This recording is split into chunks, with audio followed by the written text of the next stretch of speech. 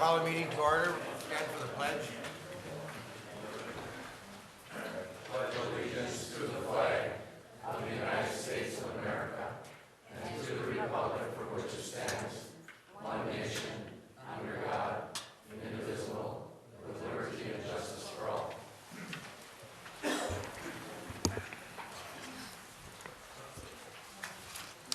Roll call, please. Mrs. Brew, Yes, here.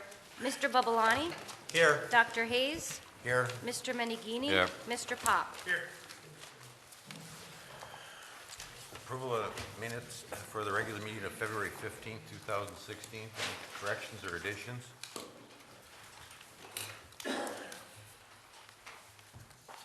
If not, there'd be a motion in order.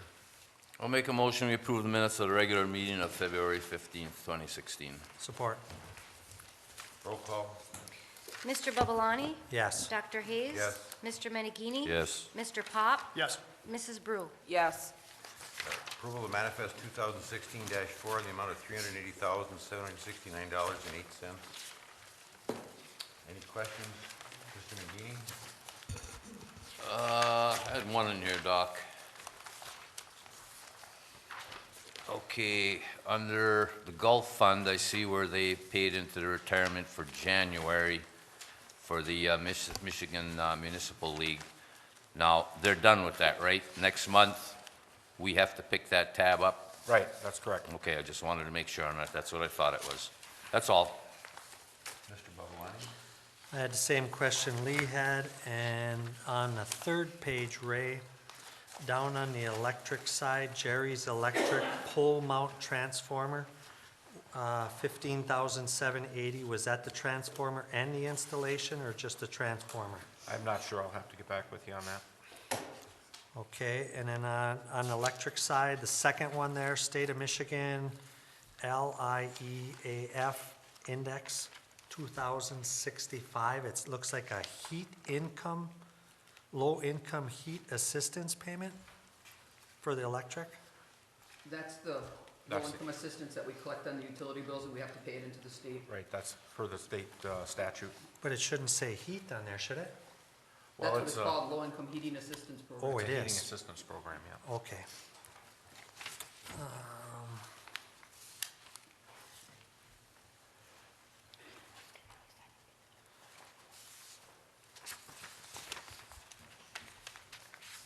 I guess that's it.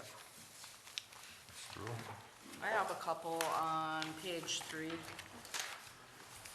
I got, maintenance equipment, Home Depot, LED lights for hydro.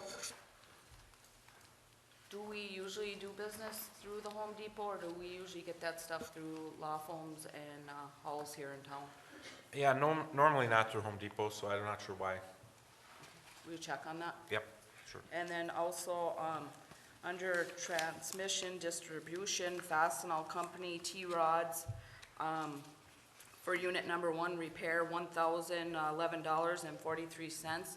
I was wondering if that is going along with that, 3,300, extra repair that we're gonna come up to in the minutes? Did we? I'll have to check on that. If this is, part of the maintenance for the units running. Yeah, because I was just wondering if that and I can ask you that when we get to it, if Sure. that was part of that 3,300, or is that company buy their own supplies and put them in, or are we buying the supplies to put the new rods and that in? Typically, they buy the material themselves when they're doing work, so typically that's something we would buy for our own work. Okay.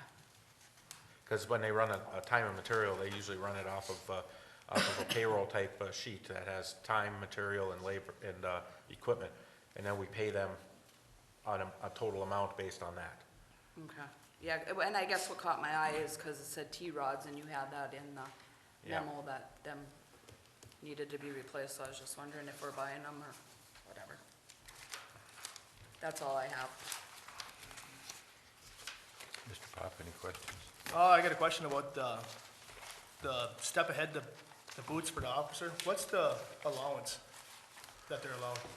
Boot allowance, I believe it's 125, isn't it? Not in the police department. No, The not. police department, we supply them. We supply them, Yeah. so that's covered. Yep. So the Is that 150 part of CERT? Is that the CERT? No, Okay. he doesn't have it charged off the cert anyway. But we supply their uniform and their boots. The other departments get an allowance towards their boots. Okay. Another one is with the wastewater, what is the Walmart, the DVD recorder, what do they need that for? I'd have to check. Okay. I'll check on it for you. No other questions? We need a motion to approve the minutes of 2016-4. I make a motion, we approve Manifest 2016-4 in amount of $380,769.08. Support. Roll call? Dr. Hayes? Yes. Mr. Menegini? Yes. Mr. Pop? Yes. Mrs. Brew? Yes. Mr. Babalani? Yes. Next, we'll go right into the public hearing. We'll have questions after that for any agenda items. We have a motion to go into public. I'll make a motion, we go into public hearing. Support. Roll call? Mr. Menegini? Yes. Mr. Pop? Yes. Mrs. Brew? Yes. Mr. Babalani? Yes. Dr. Hayes? Yes. And open for a public hearing. Mr. Anderson? Well, thank you, Mr. Mayor.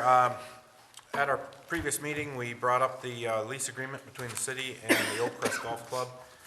During the last couple of weeks, we've met with the club and made all the final changes. If you remember at the last meeting, we had some last-minute changes to the lease agreement, and it was based on recommendations or requirements stipulated by our auditor and through his audit through Treasury. Mainly in legal in mind as opposed to substance within the agreement. Our substance was pretty well set at that point. But we met with the Golf Commission last week. They moved forward and approved the lease agreement as written, and we have it before council tonight. So I guess we can field questions at this point. Okay, anybody on the council have any questions or comments? The only question I had was on the liquor license grant, how that's structured, if any of that changes, being they're taking over the, like the distribution of the liquor. Mark, the liquor license has been held by Oak Crest Golf Club, Inc. for some time. It's still held by Oak Crest Golf Club, Inc. So nothing changes in that regard. The city has had a hands-off approach, and I believe we're precluded from owning and having a liquor license. So Oak Crest Golf Club has had that in their possession and under their control for years. On that end, we have reached out, liquor control, whenever there's a change in any type of lease or ownership, you do have to just give them a quick heads up.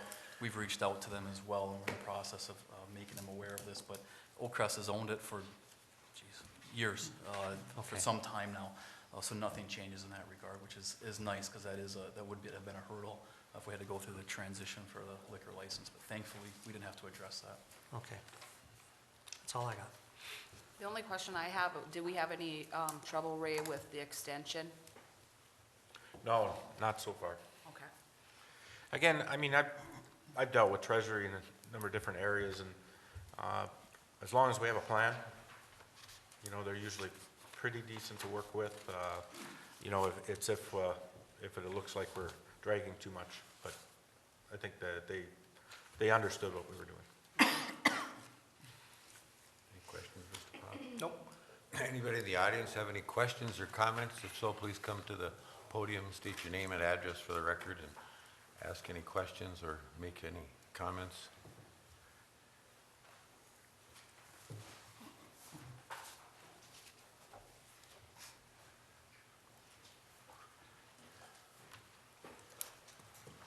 My name is Lori Curry, and I'm from Vulcan, and I just had a couple of questions with regards to the golf. First, I'd like to thank Mr. Mangini for helping me understand some of the things that are in there.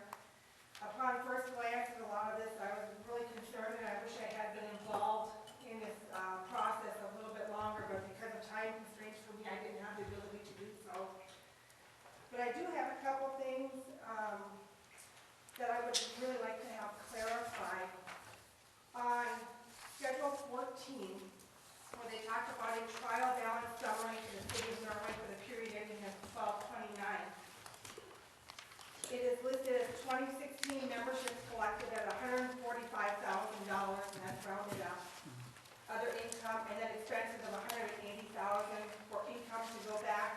the Oak Crest Golf for $67,241. My concern is this, 2016 membership started in October, and out of the 145,000 that is reflected on here, roughly 80,000 is going into other sources. That's not going back to the golf club.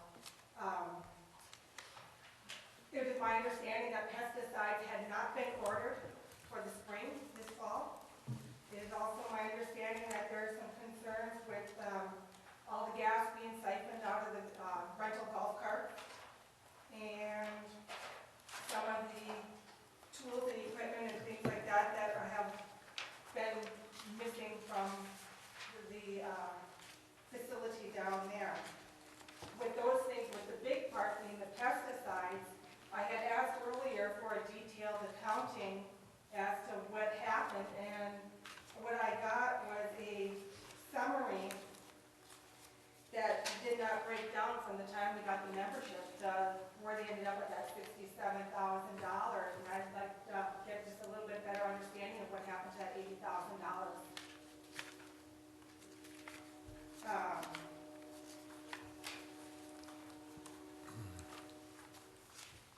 I have no idea. Well, Lori, the monies that are spent in the golf fund stay in the golf fund. Right. The money's collected and the money's expensed. Right. Okay, so the expenditures in the fall, when we started a number of years ago at the direction or a request, not only from the city but from the Golf Commission, in the fall, the city always ran into a deficit cash flow. So the idea was to bring in the early golf memberships to try and encourage new members, but also help with cash flow. And so, you know, that does help the expenditures as we move forward. So all of those monies are expensed in operations. For the 15 season, is that what you're saying? That the 15 Yeah, to season wrap up for ran the, about 50 grand or more into the because, golf? correct, because our fiscal year starts July 1st Right, and goes to June 30th. right, So those memberships pay for not only the fall, but the spring expense in our old fiscal cycle. in the old cycle, not the Right, current but, cycle. but we have a transition, we don't have a transition. I mean, we're going from, you're gonna start your fiscal cycle hopefully in a next year calendar, which it makes more sense for the golf operation. So we can't flip a switch. I mean, we Well, already, and I understand that there, you know, that you're working with a fiscal versus a calendar, but I guess what I was looking at was if there was possibly some type of breakdown from the time that the golf course closed at the end of October. Where were we at that time?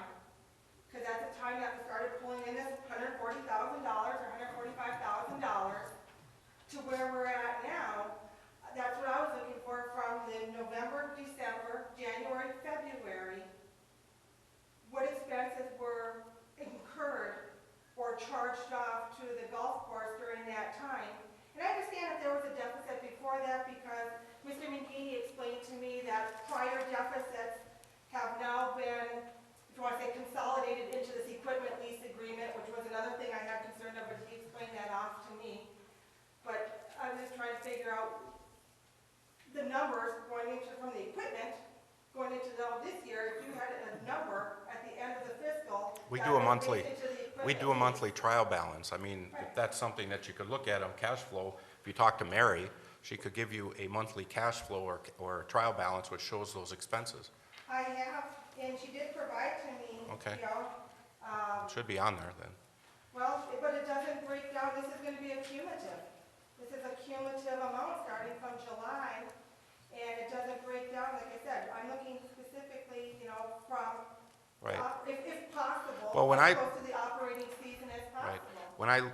When I go through the trial balance, and I compare August to September, September to October, I mean, it says monthly and then year-to-date. I mean, so that shows you the monthly breakdown. Right, the monthly breakdown on here shows in the month of February, we took in an additional membership fees of $15,950, which is part of the cumulative memberships of 145 plus the other incomes that total 248 for the period that's listed here. But they also only show in the month of February expenses of $1,781.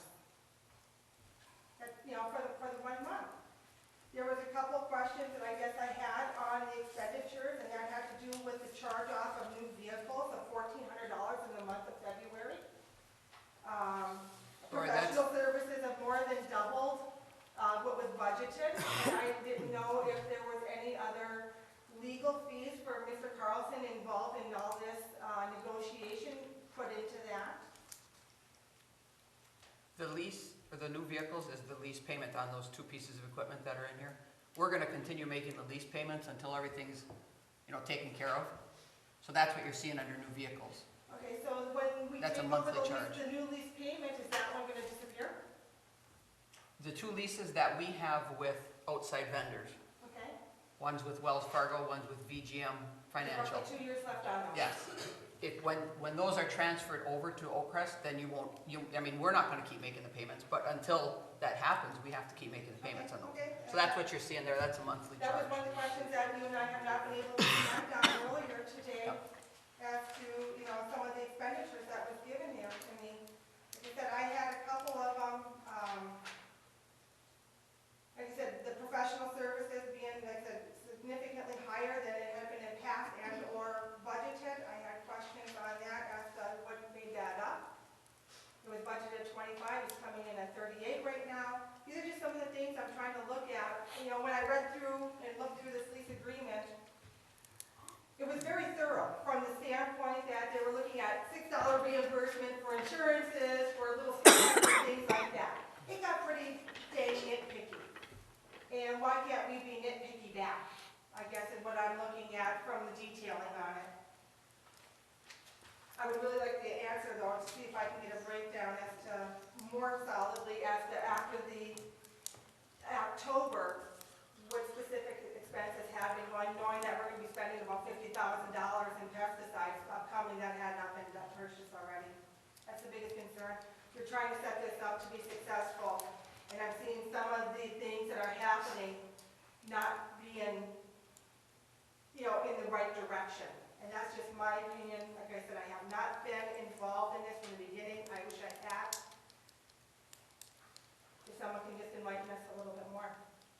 Lori, I can give you the breakdown of all of them expenses. I can run you a report that'll give you every entry that was made to every account starting in October. As far as compared to budget, we had only adopted a budget based on 6 months.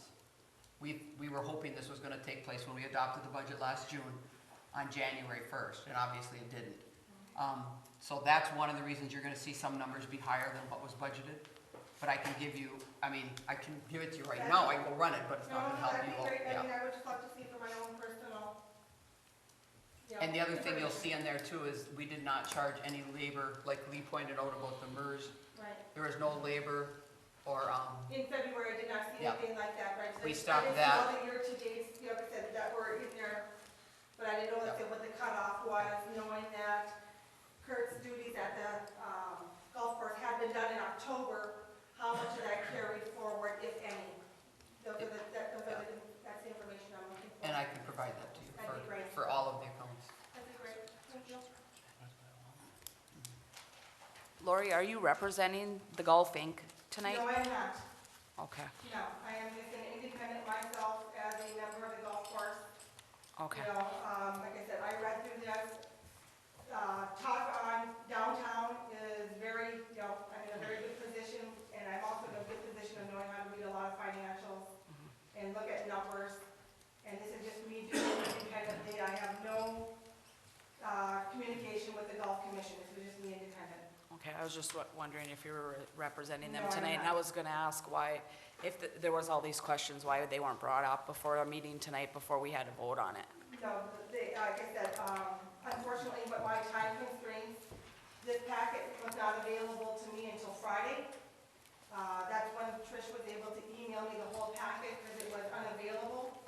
And unfortunately, like I said, with my work time of year right now, I did not have time to put questions out to the golf commission members for them to question.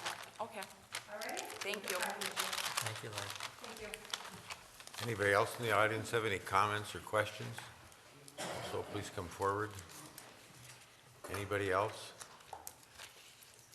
Anybody else in the audience have any comments or questions? If not, we can go back into closed session or open session. Make a motion, we go back to open session. Support. Roll call. That was Menegini and Brew. Yep. Mr. Pop, Yes. Mrs. Brew, Yes. Mr. Babalani, Yes. Dr. Hayes. Yes. Mr. Menegini. Yes.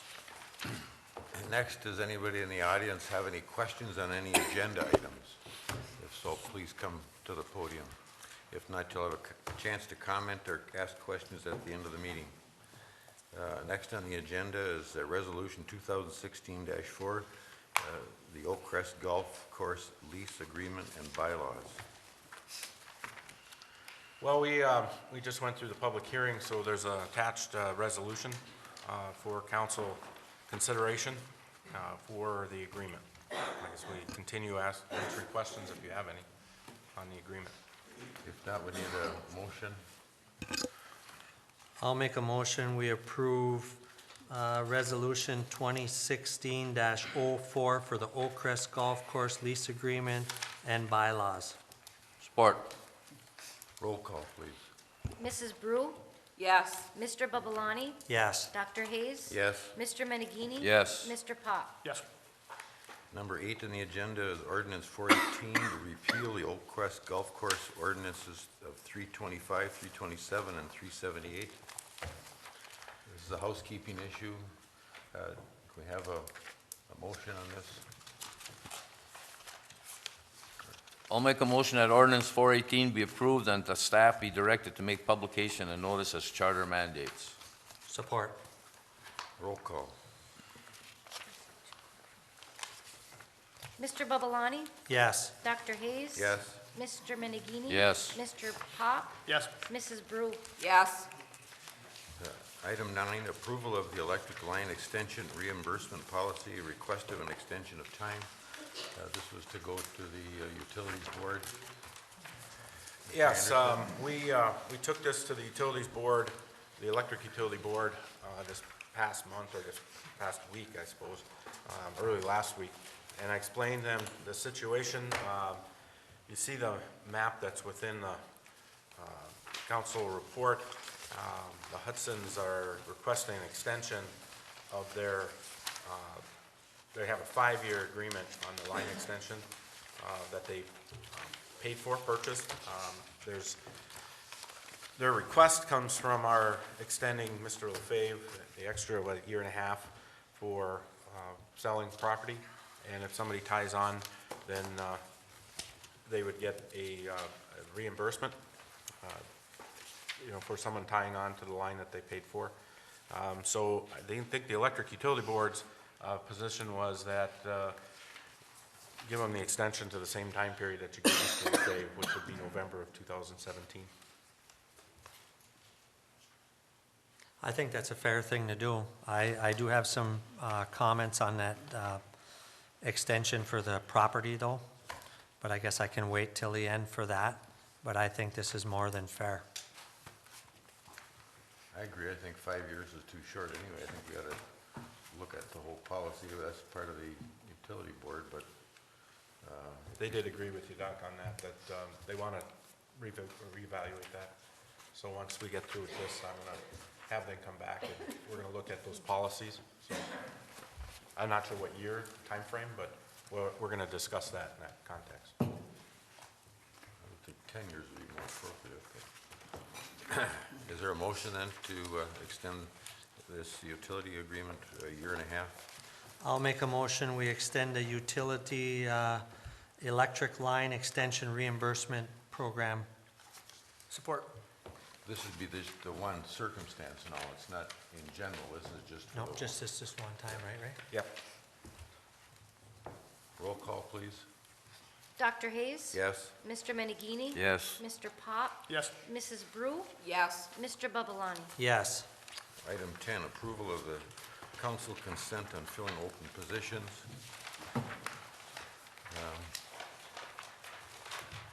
Do you want to make any general comments first, Mr. Anderson?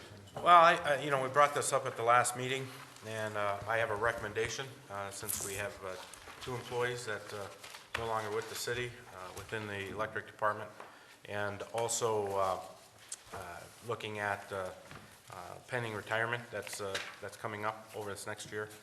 And so I laid out my recommendation, that I've recommended right from the beginning that we not replace the utility superintendent, but that we do utilize a current position of electric supervisor in that department.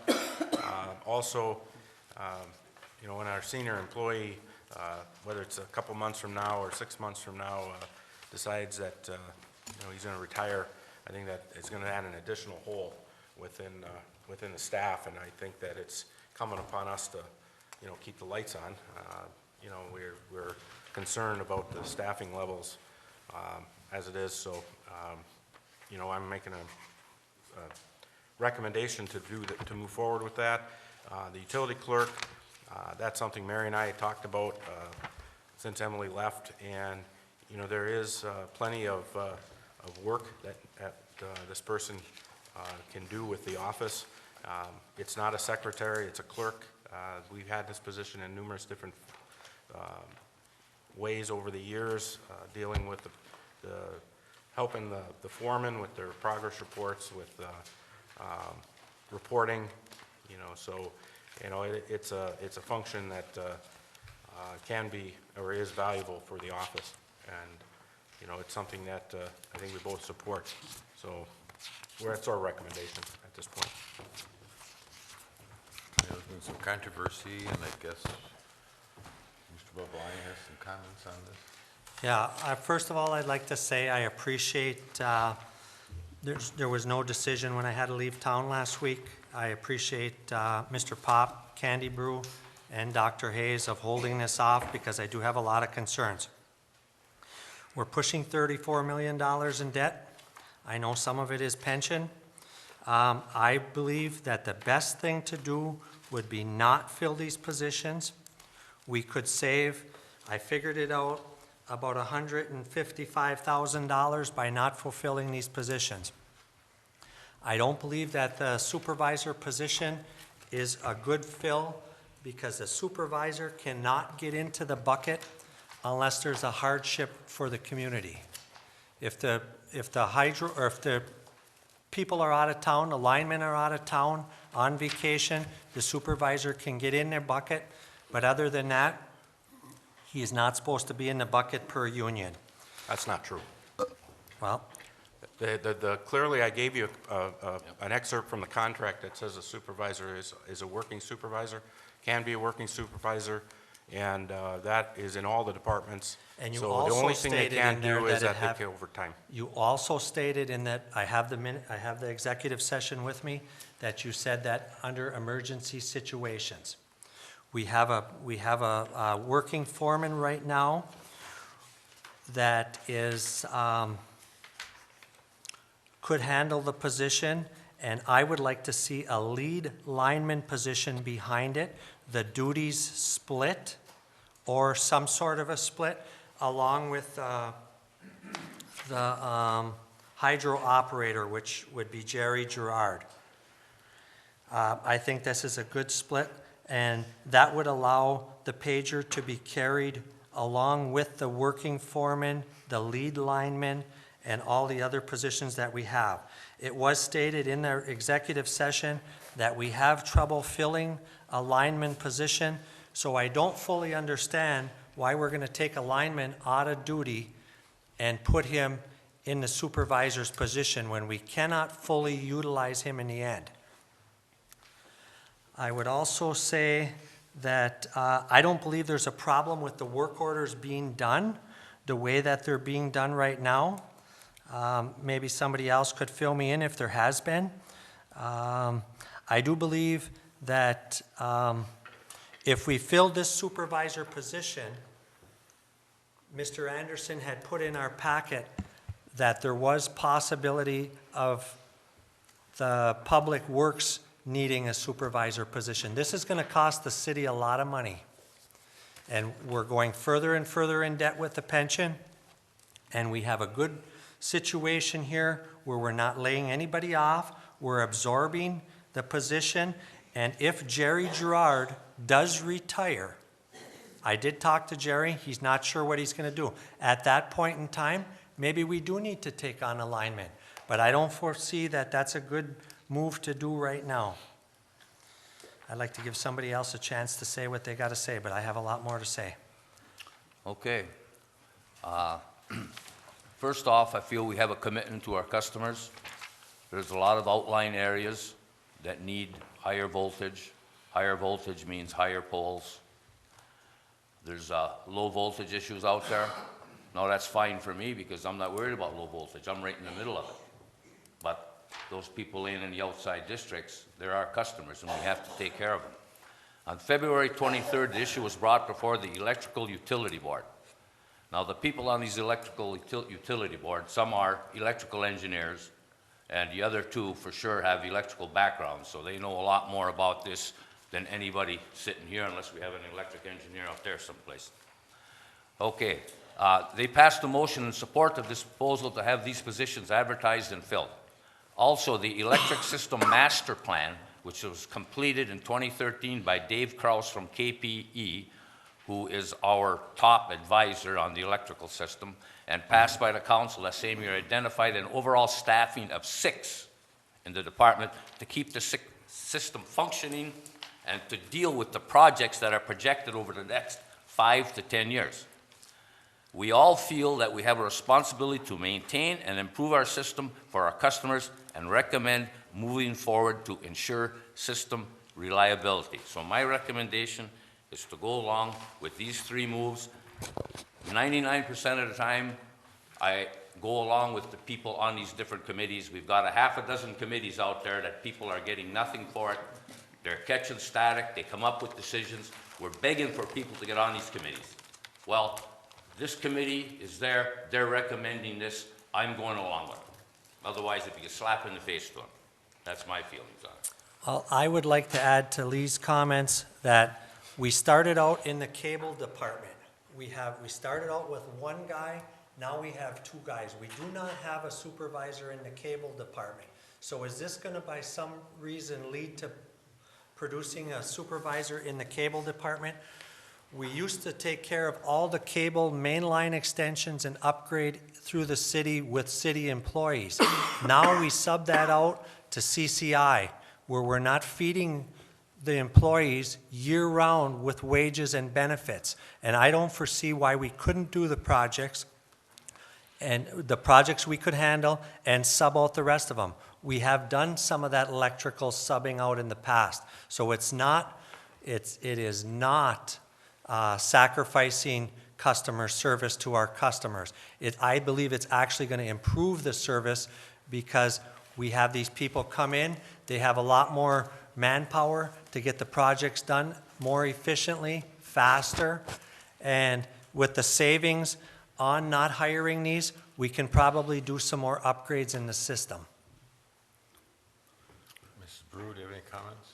Yeah, I have a few comments. I understand this went to the electrical board or whatever too, and, you know, Lee says, you know, that there's people on there that have expertise in this situation, but also the bottom line with the city, it's money, accounting. Do they have expertise in that?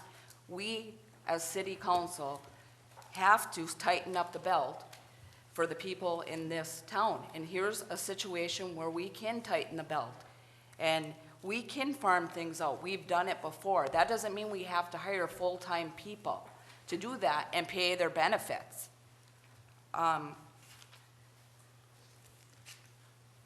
And also, if there is an emergency and if the supervisor has to go out on the bucket and get paid overtime, that does have to be approved by the union, under my understanding.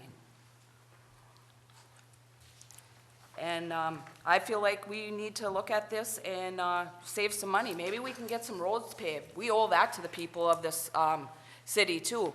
The roads are terrible, in terrible shape. And most of the community members that I'm talking to are asking, please, can we get some more roads done? I don't care if this is budgeted for.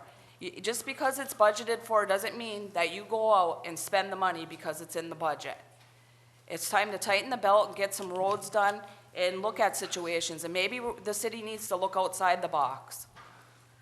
Last time we had got a crush and shape bid, I believe it was $22,000. That was 2 years ago when I was on the council. And we did additional roads. And I'm not saying that we go out and just start paving like crazy, because we do have to control our money. But this is a good opportunity with $155,000 savings. That's quite a few roads. That's 6 roads, 6 blocks a year. could get new tar down if we have the money.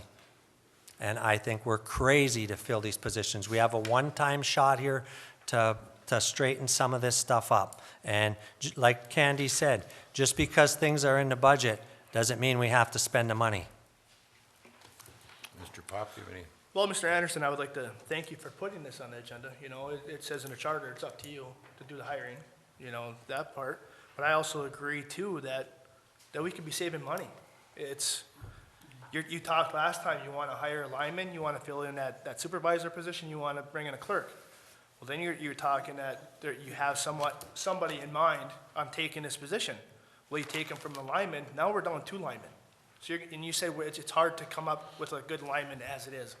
So now we're in 2, and you're talking, this Gerard, he's out on medical or whatever he's out on, disability, whatever he's out on. We don't know 100% if he's retiring or not, so we're gonna fill that position.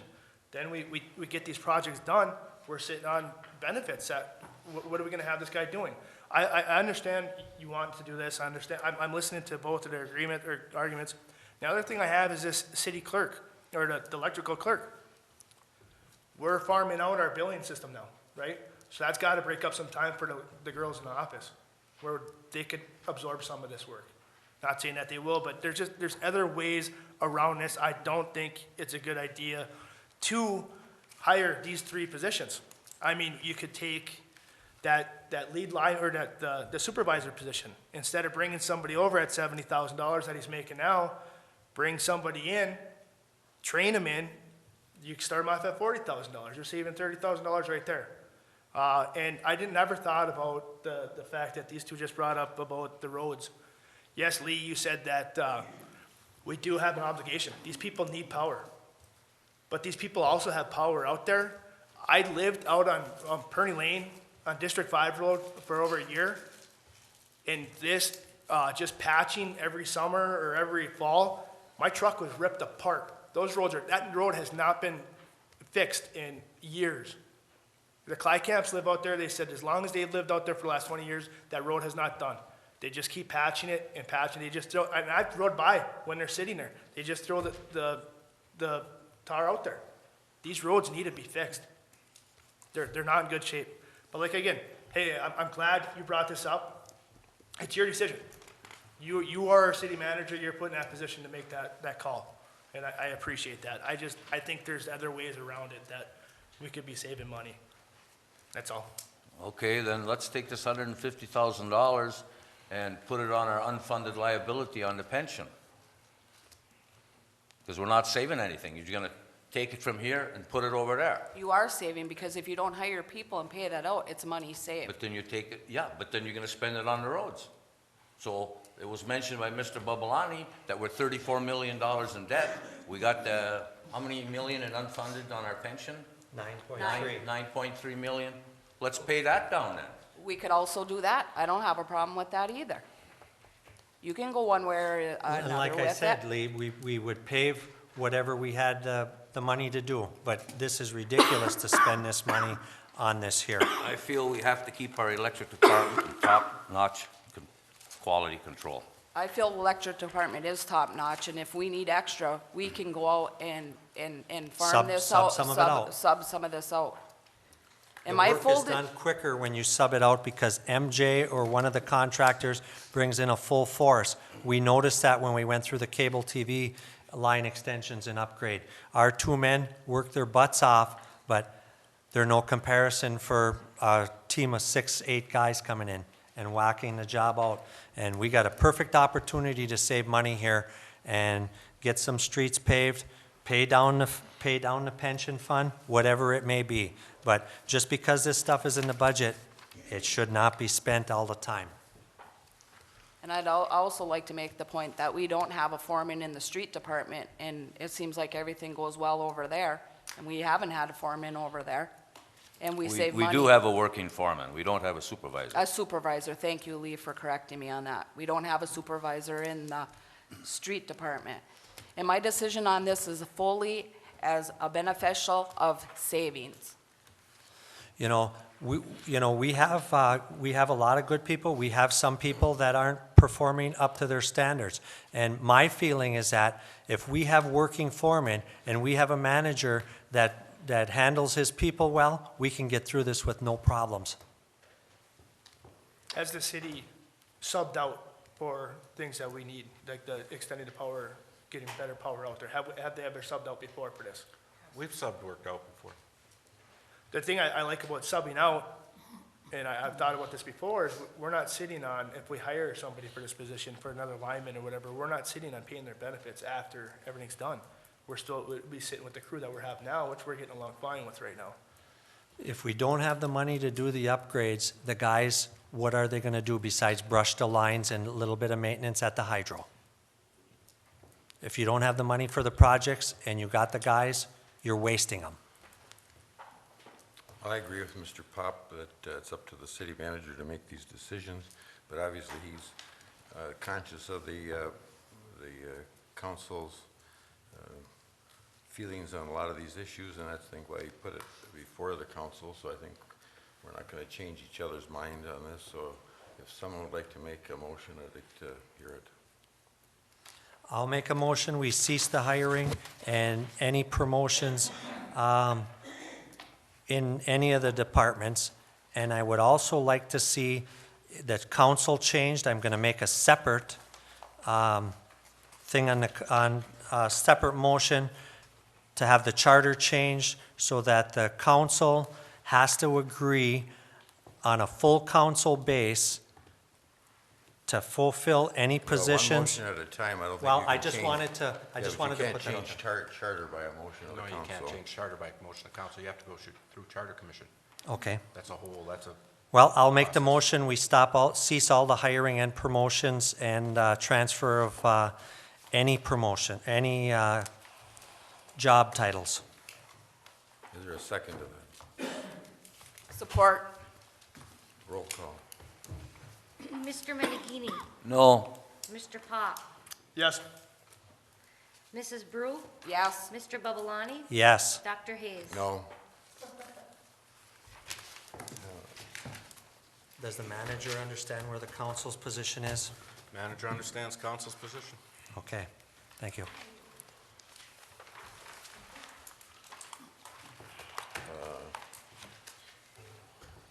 Next would be the approval of the USDRD WWTP project engineering amendment. Okay, this particular item came up last fall a couple times. Bruce is here tonight. Bruce Hawkinson from Mead and Hunt. This was an amendment that, request that came up at the last, or at a meeting in, what was that, in December. It did go back to Mead and Hunt, or there was a proposal made to Mead and Hunt, and Mead and Hunt came back and gave you a letter within your packet as to, their proposal for the amendment, for the engineering amendment. The original amendment was for $40,000, and their amendment is now for $28,000. Is that correct, Bruce? Mostly. Why don't you come up and you can explain that? I don't think this is as entertaining as the presidential political atmosphere we're watching on TV. I think Ray gave you all the correspondence going back to August. Is that in the package, right? It Yes. started in August. I don't want to go through, I'm not going to go through all that stuff. We had the letters, I think, that you saw all of them. It went from August to proposal in, I think, November. After I left on vacation, city came back with their own proposal. This is now the answer to that. But those are pretty self-explanatory. I guess I would ask a question, to answer a question. I don't think it's worth the time to go through all that, but if anybody's got a question on any of that stuff, I guess we can go over it again. Anybody have any questions? Otherwise, we need a motion. I guess I'm happy with the change. They adjusted a little bit, we adjusted a little bit, and I'd like to keep a decent working relationship. So would I. I agree. We have a motion. I make a motion, we approve the USDA-RD WWTP project engineering amendment. Support. Roll call. Mr. Pop? Yes. Mrs. Brew? Yes. Mr. Babalani? Yes. Dr. Hayes? Yes. Mr. Menegini? Yes. Well, thank you. I really wanted to get over that and on with this project. Now, the other issue is this additional scope items that I did, put some detail in that letter about those items, $8,000 deal.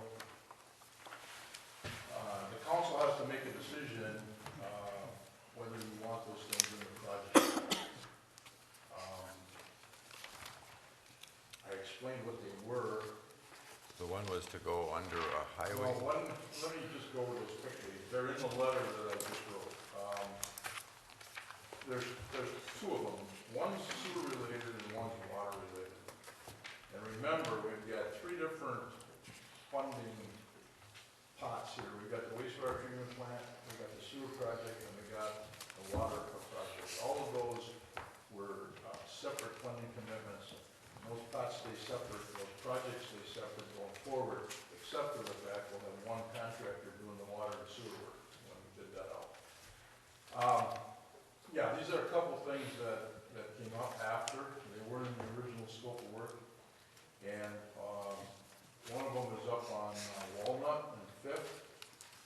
On Walnut for between Fifth and Sixth, there's a sanitary sewer that runs behind the sidewalk, in between the sidewalk and the homes, has been a source of some problems. And there's some stormwater up there that's actually still connected into the sanitary. And the city, over the years, some of you know, has done a great deal of effort, actually going back all the way to '78, to remove stormwater as you can, as you do projects and get it into a storm sewer. So that project was to put a new sanitary in, get it out of, it's an old big clay pipe, get it away from the houses or, and out into the street. And then at the same time, put storm sewer there. There's some drainage issues too. There's a lot of water that ends up in a couple lawns. I know one lady particularly, Ray, correct me if I'm wrong, but I think it's on the corner of Walnut and Fifth. Yeah. She gets flooded out. So the whole plan up there was to get whatever catch basins are now going into the sanitary off and install some new ones in strategic places to try to eliminate some of those water problems. All of that stormwater would have to then come down Fifth and dump into the lake, which some of it does now. Some of it runs over the ground and down at the end of Fifth. There are a couple catch basins there. They're taking most of the water. A lot of the water actually sheets across and goes further down the street. Anyway, that is all part of the sewer project. The water main thing was, if you remember a couple years ago, it was 2 years ago, we had the bad winter. And on Saginaw and on the alley just west of Saginaw, lines underneath the highway froze. And the city, when they dug those up and took out the sections that were frozen, they didn't put pipe back in at the time. So the plan was there, well, the plan started out that instead of dealing with the highway, going under the highway, that we would connect Saginaw and the alley on both sides of the highway. Okay, we would connect those two so that there wouldn't be those dead ends there. Well, in submitting the packages to, or package to the highway department, in discussions with them, because we need permit from the highway department, because we are doing work in the highway. One of the things that came up from Bill Santilli over there was, he was a little concerned about the proximity of where we're proposing to put those water mains, which was actually behind the sidewalk. He was afraid that during construction,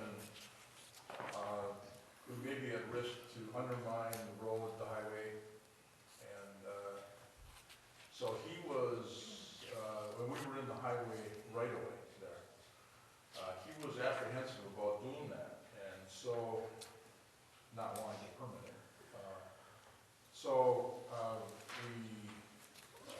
We talked this over, this just kind of came up here in the last several weeks, and we have some options of what we could do, and I looked at it over there. If we were to go ahead with that, we might now be looking, because the only other thing to do besides open cutting, because you can't open cut across the highway for sure, is it's a directional drill with pipe. But if we're gonna directional drill what we're planning to open cut, we might as well directional drill under the highway and connect them that way, because it's shorter. So I think that's where we would be heading if we do this, is to directional drill on both Saginaw and the highway and connect on both ends. If you don't do that, you will have dead ends, 4 of them, 2 on each side of the highway. So that was the water portion of that. And it's probably, that $8,000 is probably a 5,000, 3,000 split. Walnut Fifth is probably a little bigger project than that, but it doesn't matter how you cut it, we can, because anything we do with any engineering amendments or anything else has to be split. There has to be 2 of them, one for the sewer project, one for the water project. So, trying to get over this tickle cotton that I've had for a long time, one of your wife's got, I guess, and she can't get rid of it either. The council needs to decide, I think, if you want to have these in the project, so that we can proceed accordingly. And that decision really should be made fairly quickly. I mean, if you don't feel comfortable making it tonight and want to look into it or talk about it more, we certainly could put it off to your next meeting to make a final decision. But we do need to know whether we're going to have those things in the project or not. I think it only makes sense. The deadheading on both sides of the highway is not a good thing. Yeah, well, it would have been okay if we could have open cut it, Mark, because that's a lot less expensive than Yeah. the directional drill. More. The loops would still be the same, kind of, but actually, if we're gonna directional drill it, we might as well go to the highway. And we probably have to do a little amending to our permit. If you read the update I gave everybody, matter of fact, I emailed Bill sent it to today to see where that was at. We're kind of expecting getting the permit, we'd have to do a little amendment to it if we change that. You think it would be wise if we did an open cut there to put some sort of a concrete structure underground there, so if we ever had to go through with another line, we could go right down the center of that structure, like Well, cap it off on each side We're not gonna be with open another cut. line? See, we were proposing to open. And you cut. said you couldn't get the permitting Well, very easy. he doesn't want us to do that, because he's concerned, and there's no, depending on what you find when you start digging, depending on weather conditions, he was just apprehensive that we're X number of feet away from the highway. And if we can't really move back much, because what's gonna happen is we're gonna run out of the right of way there if we would move closer to the homes, if you will. And we got some room on this side, but on this side, we don't have a lot of room to move towards the house. And we really don't want to get involved in easements and stuff. So I don't think we have an open cut alternative. I think we're gonna be directional drilling. And if we directional drill, we might as well directional drill where the footage is less, which is across the highway instead of where we're going to open cut. Yeah. So, and and directional drilling is a better alternative and cheaper than boring and jacking, which they make you do for sewer, but not water. So we'd be probably putting in HDPE pipe, which is a type of plastic pipe, when we connect those two. And what we talked about in our meeting is that when we directional drill, we actually could back far enough and take a little steeper angle and get that line to what we're planning to do with this project. And it costs a little extra, but the city wants to do this, and I don't blame them. We're burying everything 7.5 feet. Okay, and we could even, with directional drilling, if we wanted to be safe, we could even get it down a little deeper under the highway. So we don't have highway freezing problems again. How much extra will this be in actual construction costs and in engineering costs. Well, the engineering part's in the letter, that was the 8,000. I don't have with me tonight, I don't have the cost estimates for those. I've never really even broken the road. Is there any way up on Walnut to get that water going into the storm sewer on Main Street? Is there any storm sewer No. going down the highway? Not really, we're going uphill towards the highway there. I don't think that's MDOT storm sewer in the highway. Yeah, okay, but you can't get up to that. No, that's not the grades that A lot of those dump in, Especially from all the way down by Fifth. a lot of those dump into the lakes anyway, so. Yeah. I mean, Strawberry, Lake Mary or whatever over there, Even highway. yeah. So I mean, Now, there's a lot of water that, if you go out there, and I did go out there because I wanted to see what happens. I went out there when it was raining pretty hard. And the water comes down Fifth, and actually before it gets to the catch basin, on the southeast corner of Fifth, and what's the street at the bottom of the hill?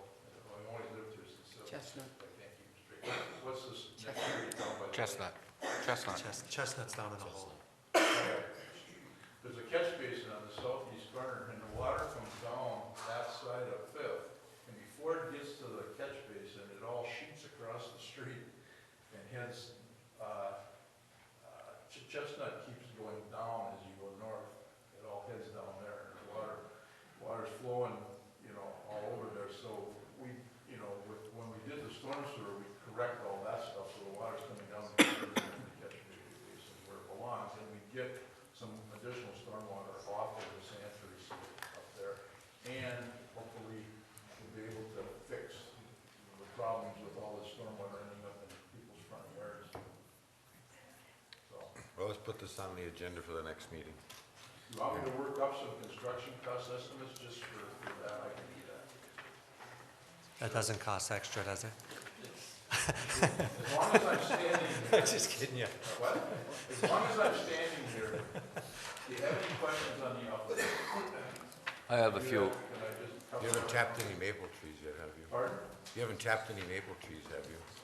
This doesn't look like a very good year. You look out there, when the temps go up during the day, they go up at night too. So, I have not. I got two items here, Bruce. Yeah. From your memo here. I like this idea, number 10, the city decided to televise all sewers to replace the verify location of laterals. This will hopefully eliminate the risk of missing any that need to be tied into the new sewers. That's been a sore point of mine for a couple of years because there were a couple of blips on that. Now here, I'm not sure what you mean here. Sheet 32, number 11, eliminate the new curb on the south side, the new curb on Railroad Avenue. You're looking at, you're not looking at my update, you're looking at minutes from the meeting we had with the city. Yeah. Well, I didn't even know you were getting those. I did give an them update. minutes, yeah. Huh? I give them the minutes of the meetings. Yeah, Did you get my update on the project? yeah, I got that Oh, here too. okay, I didn't know you got the other one, I'm Yeah, sorry. yeah. But, I gotta see what that is. yeah, they're cutting a new curb. Here. I didn't think you guys got this detail. Which one did you have a question on? Yes. They're gonna cut the curb on a brand new road, Railroad Avenue. I realized it was a different, I think it's number 11 there. Let me see there. It says cut the curb. You'll see somewhere in there it says cut the curb. It's on the south side. Oh, yeah, yeah, okay. Okay, just, I don't know what, Rick, we had a meeting, we gave the city sets of plans and specs to review, same time they went up to DQ. And we had a meeting on the 18th to go over all the comments from Dave Ball and tour guys and everything. And that's those minutes, and I didn't realize you were getting those. What that is, Lee, is that when rural development reviewed the plans, and we were a little apprehensive that this could happen, but they picked up on a few areas where we were only putting in one utility. In that case, it's a water main, I believe, was the only utility going in that section. And yet, we were proposing to replace both curbs and all the street. And in two places, we didn't get away with that. Their program is to fund water and sewer, anything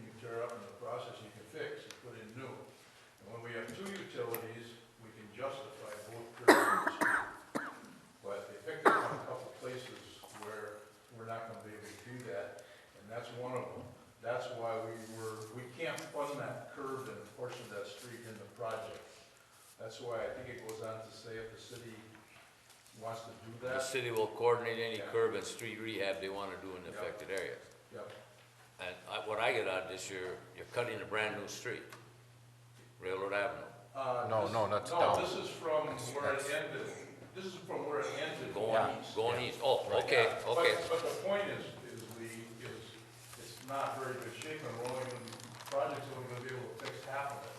Now, we got the same situation on Second Avenue for 2 blocks, fully 2 blocks, from section to the iron. Section iron mine. Section Section mine Section iron. mine Section mine iron. We're not doing anything. We're doing Second Avenue, and we're gonna have brand new Second Avenue up to iron. And we're not doing any construction because there isn't anything to replace in those last 2 blocks. We also have that situation on, where Seventh Avenue comes out to the highway. Okay, we're Seventh, we're replacing Seventh, all brand new street, but we're not doing any construction as you come to the curve and it turns out towards the highway. We talked about it as through this project, but it makes sense to put that out there. There's where some of your savings. That's our savings. Well, this happens. in The contractors here. I mean, I've had this happen before. The city has to decide in these areas whether you want to try to do the rest of the stuff that, in these couple places.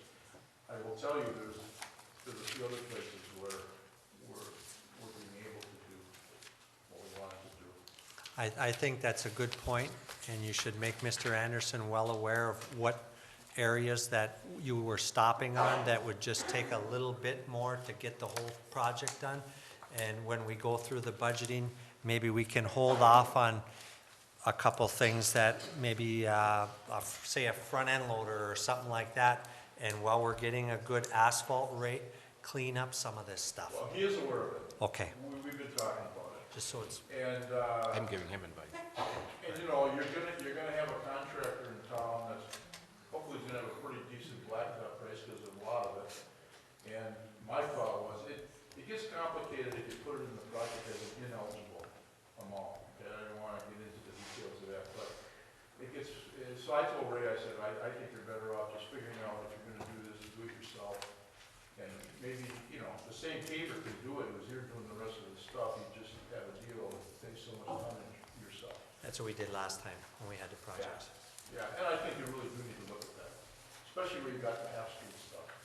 We also have a little stretch, I believe, Ray, correct me if I'm wrong, I think there's a little stretch of that half-street stuff on the far end of Seventh too, past Lake, where we don't only have one utility going the rest of the way. Yeah, there's a little bit. And then it goes into the township, which we can't replace, so. And that's all concrete, has a concrete base. Now the update that you saw, you all saw a little update? I'm gonna do that every month. I think that's good for you to see where we're at. The one update I can tell you from the update is that today we got the permit from DEQ for the sewer park. So, any questions on that? So we're Any more questions on all that stuff we had in our meeting? Are we still waiting to put the bids out though? Oh, we gotta wait, it's a legal time. Yeah. We're a ways away. You saw my schedule on the update for the wastewater treatment plant. The bar chart I did, you probably haven't seen this yet, but I did a bar chart on the water sewer project. I can't update it right now because I don't know when the DEQ water comments are coming, and that's a bar, so I gotta wait till we get those. And I just emailed Scott Sweeney today and said, hey, we need it. So, and I probably will be at both your meetings typically, so even if you don't get a written update, maybe I assume once a month's okay for you folks. I can answer questions though at the other meeting if I'm here. Anything else? Well, I took more time than the golf course. All the golf course people want. Okay, I'm done. Thank you very much. I'm very happy we got over the other things so we can move on here, work together, get this project done, and pave a lot of streets in the project. Thanks, Bruce. Yeah, you're welcome. Next on the agenda is the Jake Mangini Museum Craft Show sign request. Mr. Anderson? Yeah, thank you, Mr. Mayor. This is a pretty standard operation. The Mangini, or Jake Mangini Museum is having a craft show, and they'd like to put out a couple signs, sandwich board signs. It's pretty similar to what they did last fall in November when they had their Taste of Chocolate Taste of Chocolate, event. And so they want to put it at the corners of US 2 and Main Street, also up by the Quick Stop and also by Laughlin. So, We have a motion on this? I'll make a motion to give them permission to put the craft show sign requested from the Jake Mangini Museum. Support. Roll call? Mrs. Brew? Yes? Mr. Babalani? Yes. Dr. Hayes? Yes. Mr. Menegini? Yes. Mr. Pop? Yes. Number 13, approval of the Sturgeon Falls Hydro Unit Number 3 repair change order number 1. Mr. Anderson. yeah, we're currently working on our number 3 unit, getting the runner back in place. And the contractor moved in. We did, first thing we do is we have a get-together before they actually get on site, and they were concerned about the remaining portion of the installation budget. So once they moved in, I requested that they take a look at, do a quick analysis of if they need to do a change order, or if they feel they're not going to make the not-to-exceed amount, that they need to get it to us right away. It came in kind of late last week, but I was able to get it on the budget. They're requesting an additional $5,000 for the installation.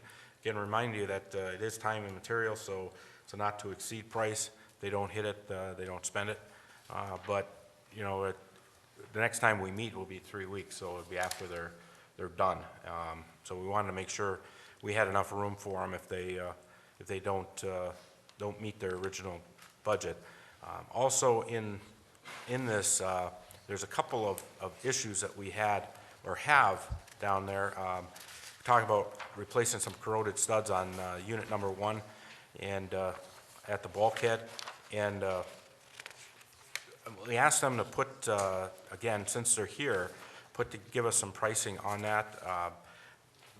They gave us a price of $3,300. So I'm asking council for consideration for price not to exceed $8,330 while they're here to complete this work. I guess my only questions was, I'll go back to that 3,300, and I know you don't have the answer to that, if that was just labor and materials, being that we bought $1,000 worth of studs in that. And then, is this gonna hold us up for spring runoff? Because we're getting close. Yeah, that's why it's not gonna hold us up for spring runoff. We wanna make sure we get these units in place. Running. We actually, and I didn't bring it out for council tonight, but I mean, unit number 4 is also, has a banging, we think it's a bearing.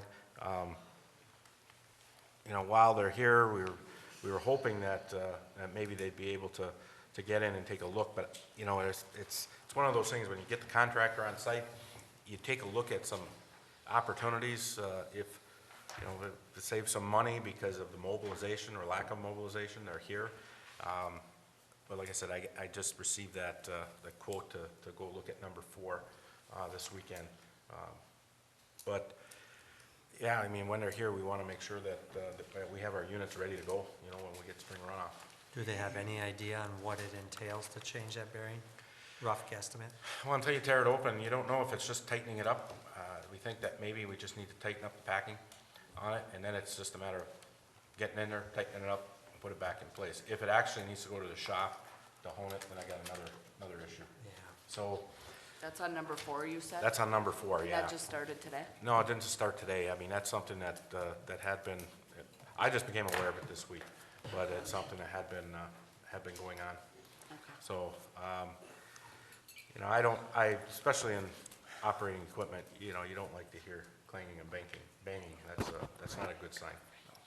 But, again, timing-wise, you got the runoff, and that's our biggest concern. So if we're gonna open it up, we need to get in and do it. And, I mean, if you're willing to give us the go-ahead to just do what we need to do, their estimate was $10,000. We have capital in our budget that we can defer, and we usually do in cases with the hydro, especially when we start getting into something. You just never know. I mean, you could spend up to $50,000 in a heartbeat, but it's something that needs to get done. When you open something up, you need to fix when you open it. So, we always have the ability to defer other capital kind of expenditures. So in unit number 1 and unit number 3, we're gonna be putting $1,092,330 into that then? Not to exceed. Yeah, Not to exceed that? Right. You're just increasing it by 5,000. 5,000 for unit 3 and 3,300 for unit 1. I'm put it under the same contract since they're here. We'd like to be able to, if we have the ability, if it's not gonna, in any way impede our having number 4 for runoff, I mean, we'd like to take a look at it, but, Right. you know, if I think that we won't get it back, then we may just run it through the runoff and then take it out when runoff's over. We've done that before. Not a preferred option, but Right. Well, one thing, if you let the bearing go bad and it could destroy the shaft. it just gets So, worse. It doesn't get Makes more better, of a that's for mess. sure. It's not gonna get any better. So I'd like the ability to go in and take a look at it anyway. So that would be an additional $10,000. Who on our staff now makes recommendations as far as the hydro is concerned, since we no longer have a electrical supervisor? Well, I'm working with the foreman and I'm working with the crew. I mean, they're down there, so I talk to them and see what we need to do. They tell me, I mean, I was down there today, I mean, took a look at it, I heard it and listened to it. And Those guys have been around the hydro a lot longer than our superintendent for the utilities was anyway, so I think they're just as good of a judge. I think their judgment is just as good for me. Is there a motion?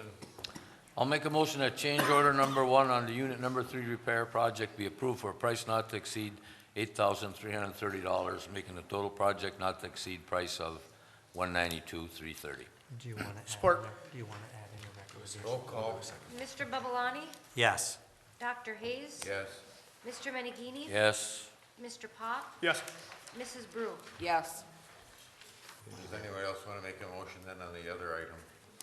I'll make a motion that Ray directs them to take apart number 4 and work on the bearing not to exceed $10,000. Support. Do we want to put that in there if there's something that they find that's wrong that might cost more?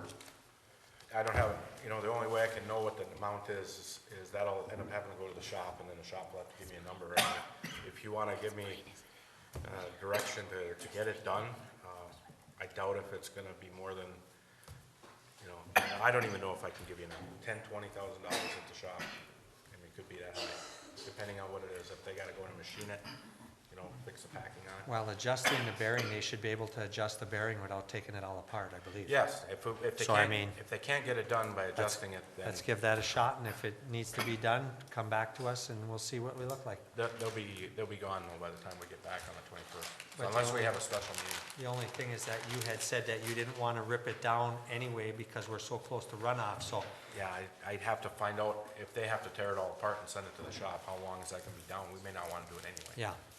And I don't have a problem if, you know, if we need to have a special meeting on that before they come out of there to save the city money. I don't have a problem with coming back in. Is there a second to the motion? Yeah. Babalani and Brew? Yep.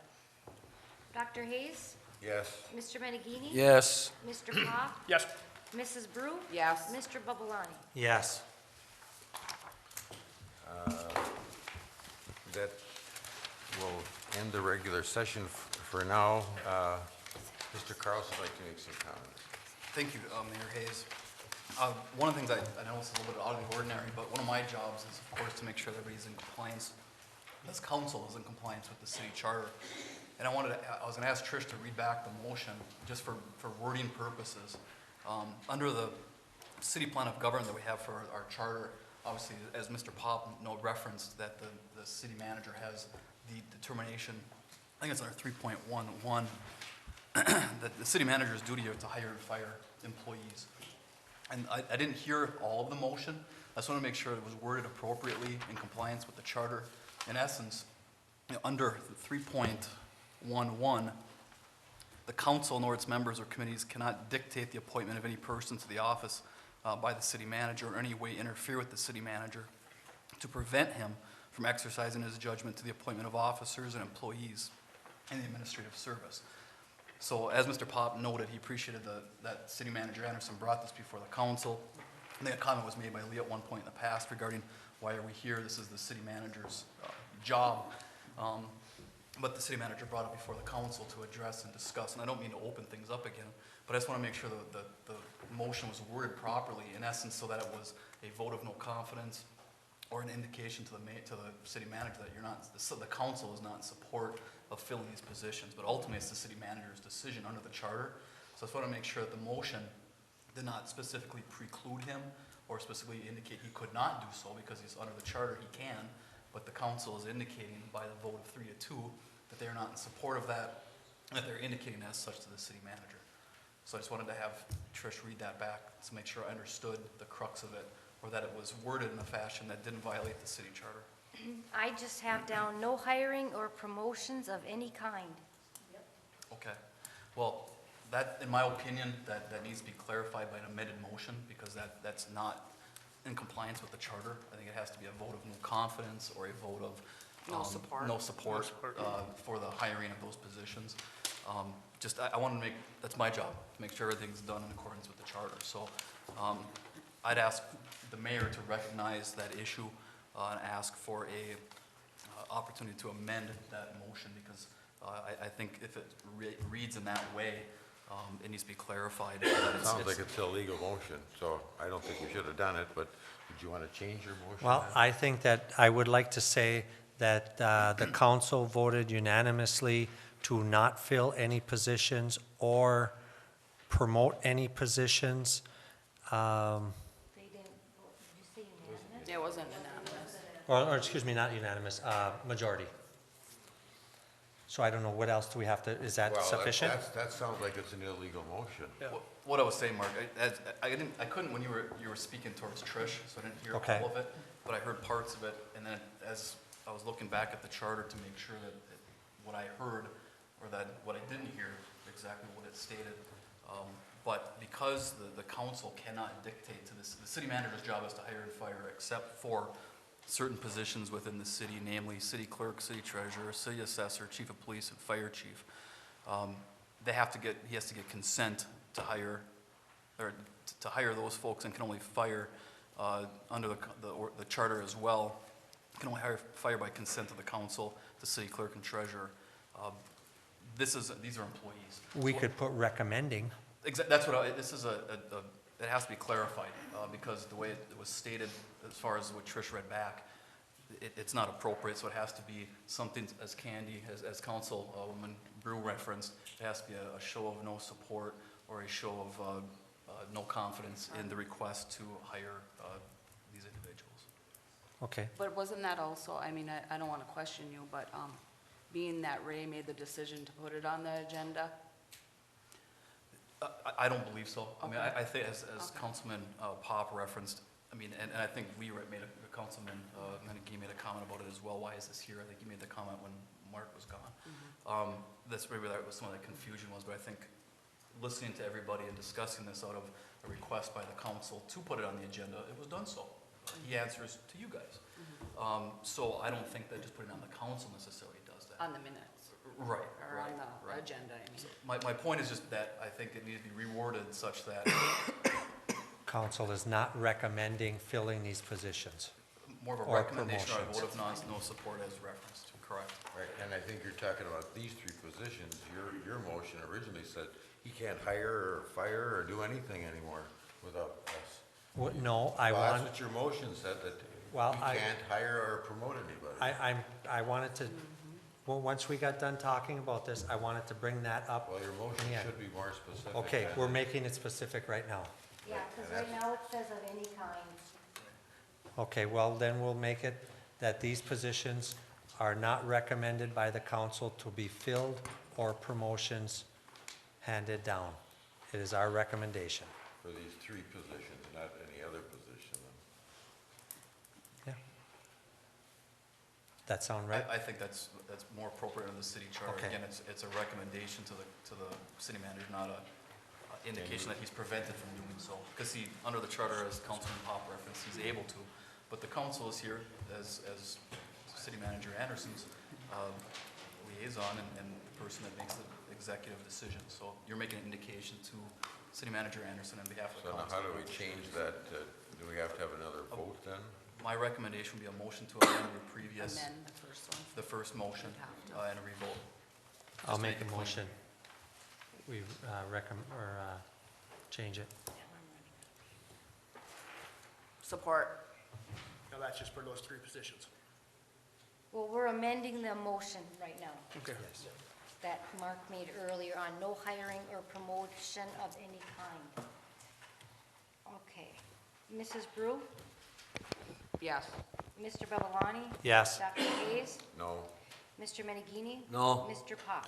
Yes. Okay, so So we you guys amended didn't that wanna motion. amend it? Pardon me? I think you ought to throw the whole thing out myself. Oh, okay. And that's the end of our meeting then? No, you gotta make a new motion now. Mark has to make a new motion. No, We just she- did. we already changed it, and then Oh, we you just voted. You just did it They in just one? amended it, yep. Okay. I didn't get your wording, Mark, on your new Grant. motion. I'm sorry. I got positions are not recommended to be filled. That- Or promotions Are recommended not to be filled. are recommended not to be filled. Filled or promotions to be given. Are we saying specific? With these These 3 positions. positions. It's, filling open positions. These 3 positions. Okay. Want me to take roll again? I better do that. Oh, We already did. I amended the motion, I took roll. Right, Amended. that's, Okay. Mr. McGee, any comments? Yeah, one comment, excuse me, I forgot to mention it at the last meeting. I've had nothing but good comments on our new utility bills, the format on. People are liking that. It says it plain Dave right there. Mr. Babelani? Well, I guess I would like Grant to enlighten us on if we could change the charter for that hiring of new positions and promotions to be ran by the council prior. Is that something that can be done? Not without changing the whole I mean, charter. There's lots of things in the charter that need to be fixed. You can't fix one little thing at a time. That's my understanding. I've been at this for a long time, and there are a number of things over the years that should have changed, but you have to get a whole new you have to charter. rewrite it.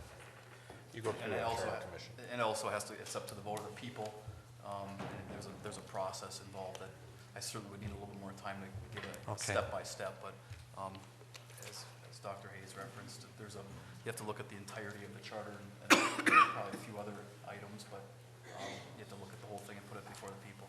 1948, wasn't it, the charter? Things have changed. Mrs. Brew, any comments? Yeah, I just agree to, since 1948, if that's when the charter was put up, I'm sure there's other things that should be looked at in the charter. So I'd like Grant to look into that, how we go about doing that. I agree with Candy. I think that should be done. Mr. Pop, any? I'm good. Anybody in the audience like to make any comments? Chris Constein, 500 Second Off Street. A couple comments on the hiring, which I just talked about. The electric department, cable department, those are all business units. And when you start talking about taxpayers, you start talking about debt, you seem to lump that all into one big group. And I think for the clarity for the community, that should be separated. You're talking about taxpayer money and taxpayer debt, which is separate from business units, their money that they get and they're coming for revenue, and their debts associated with that. When you break those two up, and so looking at it specifically, the taxpayers are not paying for the employees in the electric department. The customers of the city are paying for those employees. Mr. Anderson, what is our budget for the electric department total? Our total revenues and the total monies coming in? What, 3.5 million? Of $3.5 million. And we're talking about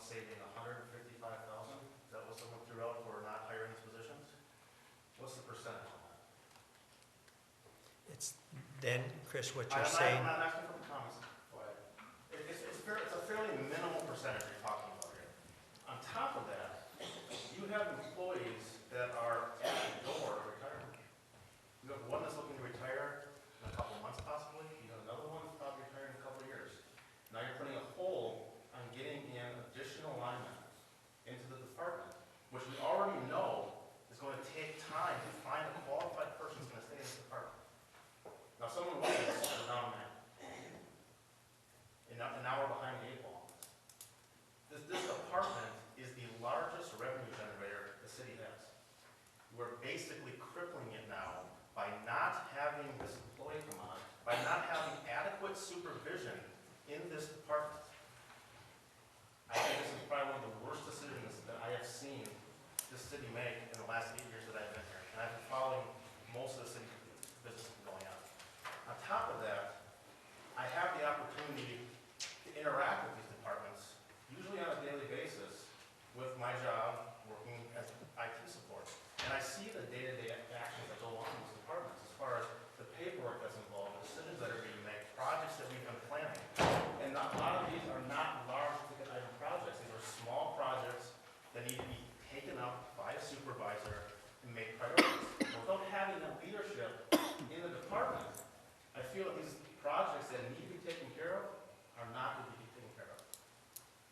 So I really am disappointed in the decision that was made here. I feel that the council at this point is getting into a micromanagement situation and trying to dictate the day-to-day operations of the city. And I don't believe that is the purpose of this council. I don't believe that you're doing best for the citizens of this community. I guess I would like to make a few comments on that thing, on that statement. I appreciate you coming up and saying what you had to say, but it does reflect on the ratepayers. Ratepayers, if we have our rates, I know we are under Wisconsin electric rates right now, but our ratepayers, if we keep bringing our rates up, that is going to shut off us any industry to come to town. Industry is bred by cost, and cost of utilities is a major factor.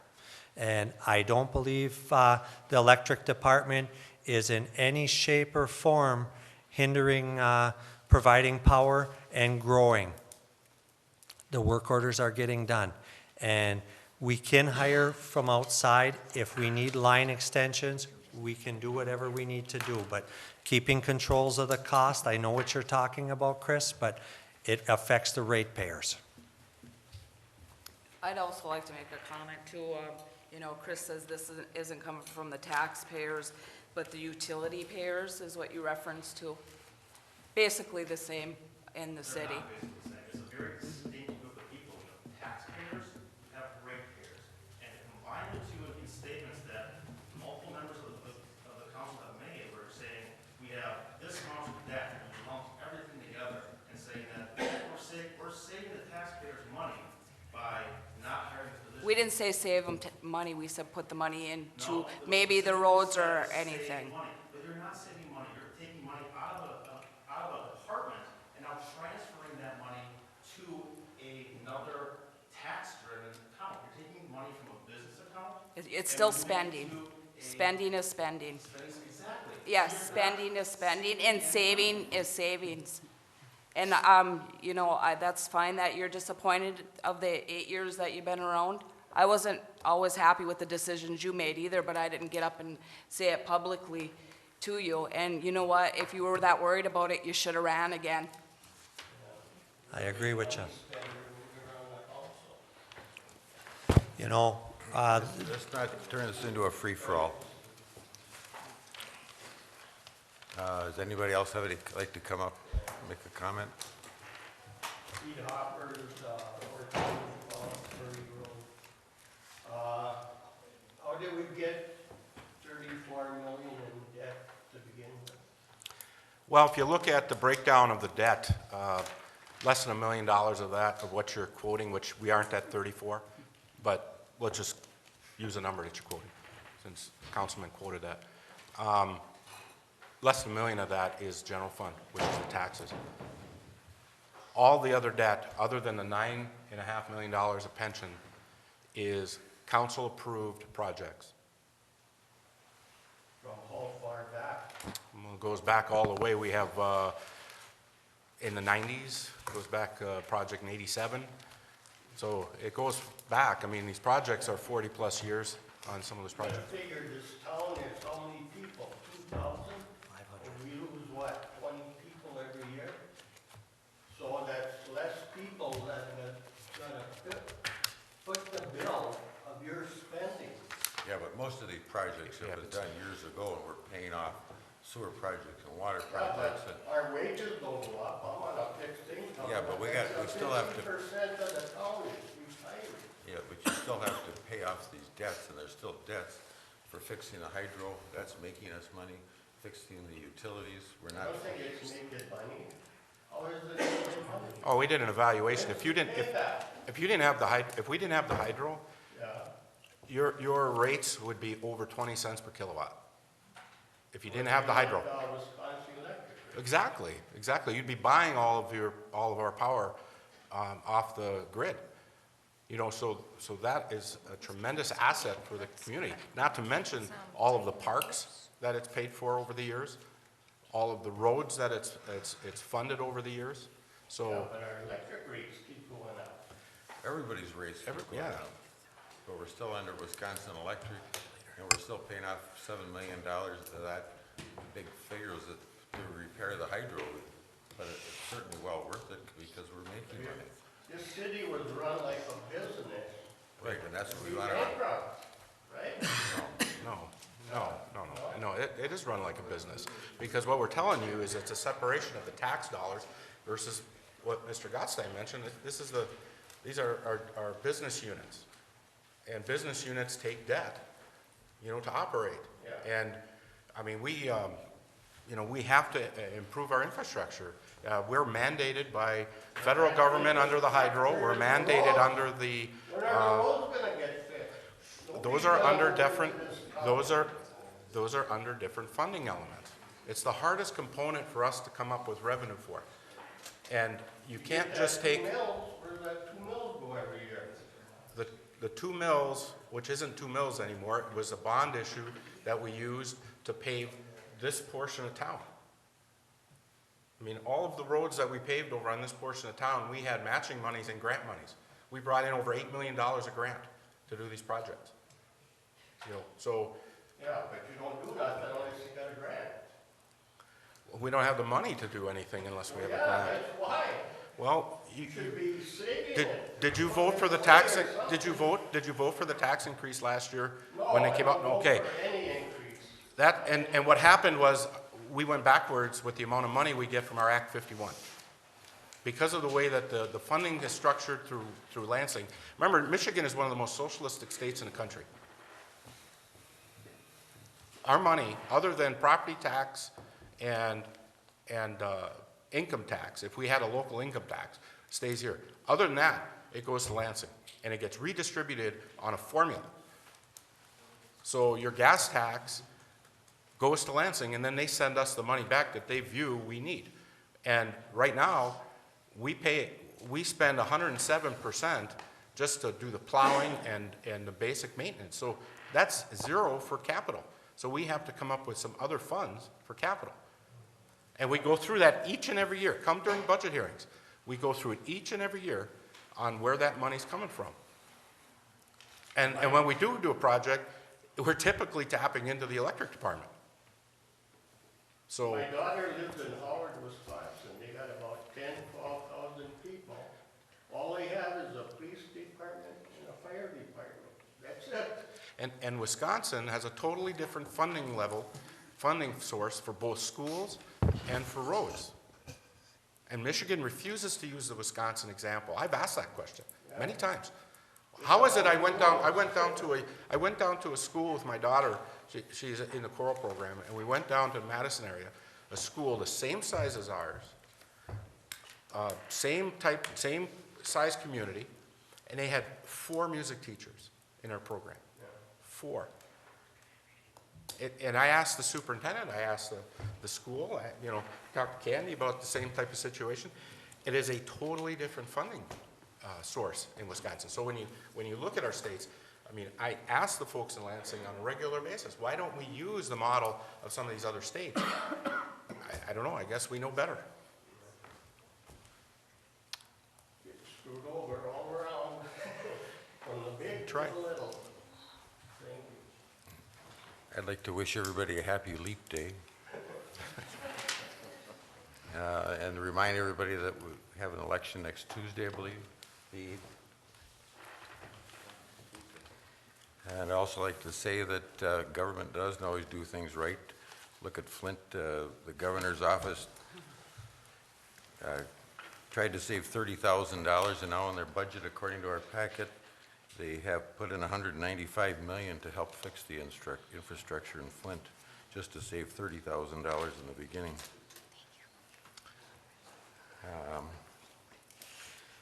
We're going into executive session. There won't be any action taken after the executive session. I guess I have a couple things I would like to talk about the manager's performance, and I don't know if he wants to do that in closed session. Yeah. Okay. Is there a motion to go into executive I'll session? make a motion, we go into executive session. Support. Mrs. Brew?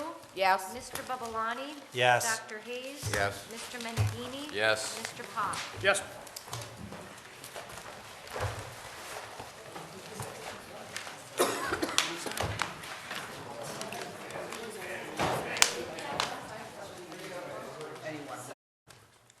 Lights on. I make a motion, we adjourn. Support. Mr. Pop? Yes. Mrs. Brew? Yes. Dr. Hayes? Yes. Mr. Babalani? Yes. Mr. Menegini? Yes. Right. See you in 3 weeks.